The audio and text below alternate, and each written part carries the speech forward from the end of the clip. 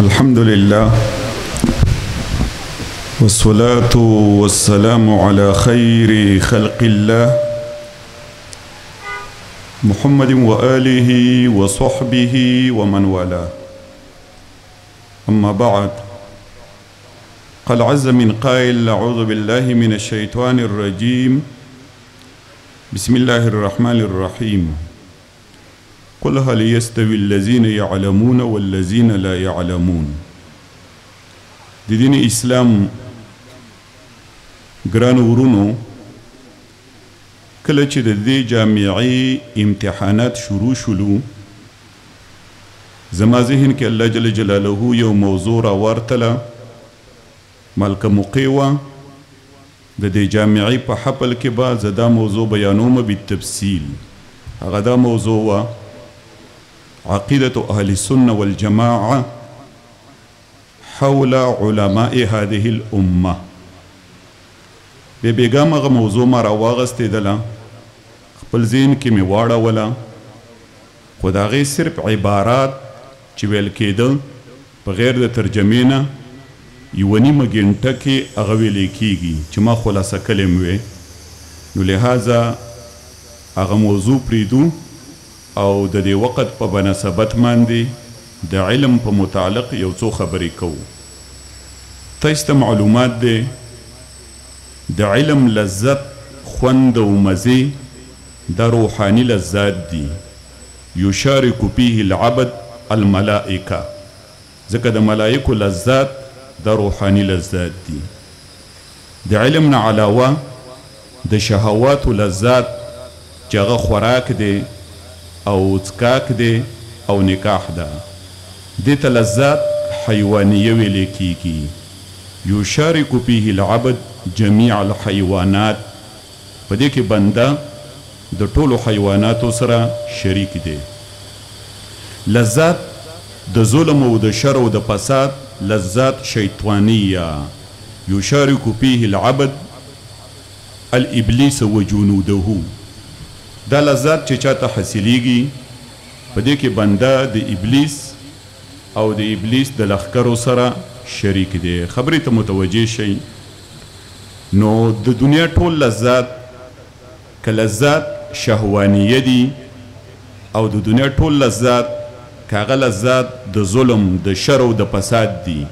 دا ټول لذات ختمیږي کله چې د انسان مفارقت د روح راشي د بدن سره، سوا د لذت د علم نه.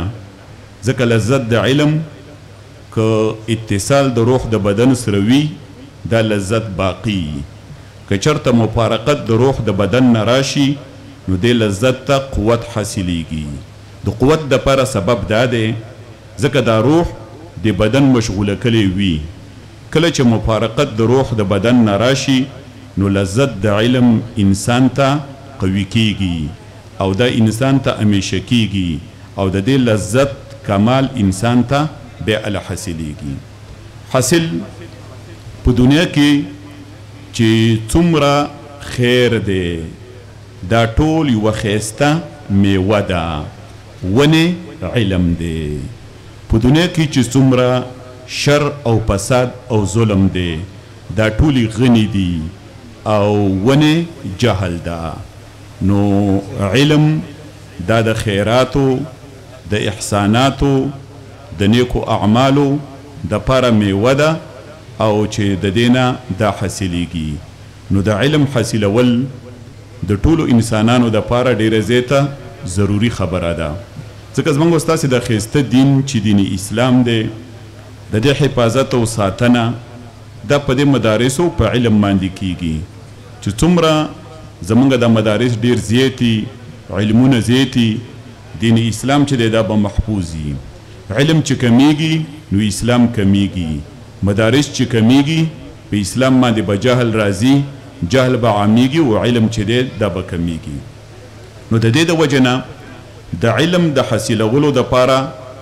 د علماء کرامو د پاره هم او د طلباء کرامو د پاره هم نهایت زیات کوشش پکار دی ځکه دا د الله جل جلاله په انعاماتو کې یو لوی نعمت دی او واجمع عقلاء كل امه ان النعيم لا يدرك بالنعيم د ټول دنیا د عقلاو په دې باندې اتفاق دی چې نعمتونه د نعمتونو په لار باندې نه حاصلېږي بلکې که نعمت حاصلول غواړئ زحمت به تیرې ولږه به تیرې تکالیف به تیرې تنده به تیرې د ګرمۍ برداشت به کې د یخنۍ برداشت به کې ځکه اجمع عقلاء كل امه ان النعيم لا يدرك بالنعيم غټ نعمت په نعمتونو کې جنت نبی صلی الله علیه وسلم فرمایي حفت الجنة بالمکاره وحفت النار بالشهوات د تکالیف لار باندې ځه او په دې باندې روان شه دا د جنت لاره ده د شهواتو په لار باندې ځه دا د جهنم لاره ده ځکه ومن آثر الراحه فاتته الراحه چا چې د دنیا راحت مزې چرچې خوبونه دا غوره کړه فاتته الراحه واجمع علماء كل امه من التمس اربع باربع فقد التمس ما لا يكون پاغه کې یو داده ومن التمس العلم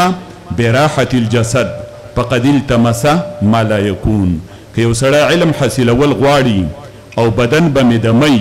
وږی بنی تږی بنی سفرونه بنی د یخنۍ برداشت بنی د ګرمۍ برداشت بنی فقد التمس ما لا يكون دا په داسې څه پسې ختلی دی چې هغه کار د نه کېدلو دی زمونږ او ستاسې د دې امت اسلامي د علماو ته وګوره چې هغو دا غټ غټ منقبتونه حاصل کړي دي دا د ولږو د وجې نه د تندو د وجې نه د سختۍ د وجې نه د زحمتونو د وجې نه د سفرونو د وجې نه د یخنۍ او د ګرمۍ د برداشت د وجې نه که ستاسې خیلی مخکې علماء کرامو تاسو ته تذکره وکړله د زمونږ او ستاسې د دې امت اسلامي یو غټ امام یو غټ محدث چې هغه د ائمه اربعونه هم یو امام دی امام احمد بن حنبل هغه د دې امت اسلامي دپاره یوه ډېره غټه ذخیره د احادیثو را جمع کړې ده چې هغې ته مسند ویلی کېږي تقریبا چې هغه په 10,000 احادیثو باندې مشتمل دی د هغې په ترجمه کې راځي طاف الامام احمد بن حنبل جميع الدنيا مرتين حتى جمع المسند دا څومره دنیا چې د امت اسلامي په قبضه کې وه په دې ټوله باندې امام احمد بن حنبل 2 کرته ګرځېدلی دی تر دې حده پورې چې دا مسند زمونږ او ستاسې دپاره را جمع کړی دی زمونږ او ستاسې د دې امت اسلامي مشهور محدث چې هغې ته امام طبراني ویلی کېږي 3 غټ احادیثي کتابونه لیکلي دي معجم کبیر د امام طبراني معجم صغیر د امام طبراني معجم الاوسط د امام طبراني یو ځل داغه نه تپوس وشو عن کثرت حدیثه چې دا دومره احادیث دي څنګه یاد دي او دا دومره ښایسته کتابونه دي څنګه لیکلي دي داغه جواب ته وګوره كنت انام على الحصير 30 سنه ما 10 کاله په پوزکي باندې خوب کلی دی په پسته بستره باندې زنې موده شوې نو ځکه دا دومره احادیث ما زده کړي دي او د امت اسلامي دپاره ما دا دومره کتابونه لیکلي دي د دنیا غټ محدث چې هغې ته امیر المؤمنین په الحدیث ویلی کېږي او هغه امام بخاري رحمه الله تعالی علیه دی د هغې د جهودو ته ګوره زحمت ته ګوره چې همیشه دپاره علما د هغې جهود تاسو ته بیانوي او د امت اسلامي دپاره یو بهترین کتاب چې په هغې باندې د امت اسلامي اجماع ده واجمعت الامه على انه اصح الكتب بعد كتاب الله تعالى وګوره د دې سره دام اجماع یاده کوي واجمعت الامه على ان العمل باحاديثه واجبنا د دې باندې د امت اسلامي 2 اجماعګانې دي یو اجماع دا ده چې دا اصح الكتب بعد كتاب الله دی بل د امت اسلامي په دې باندې دا اجماع ده ګوره دا ډېره زیاته ضروري ده چې عمل د دې په احادیثو باندې واجب دی او فرض دی ځکه دلته ضعیف حدیث نشته نو امام بخاري رحمه الله تعالی علیه ترجمه کې راځي